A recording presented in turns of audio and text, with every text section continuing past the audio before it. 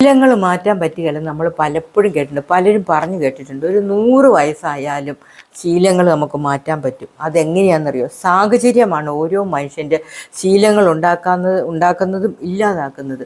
ഇപ്പോൾ നല്ല സമ്പന്നതയിൽ കഴിഞ്ഞ ഒരു വ്യക്തി കാലങ്ങൾ കഴിയുമ്പോഴത്തേനും വൃദ്ധസദനത്തിൽ കൊണ്ടാക്കുവാണെങ്കിൽ അവിടുത്തെ ആ ശീലങ്ങളുമായിട്ട് അവർ പൊരുത്തപ്പെടും.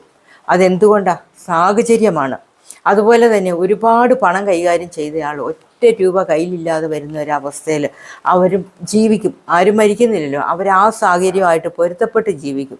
അങ്ങനെയാണ്. എപ്പോഴും സാഹചര്യമാണ് ഓരോ സ്വഭാവവും ശീലങ്ങളും മാറ്റിമറിക്കുന്നത്.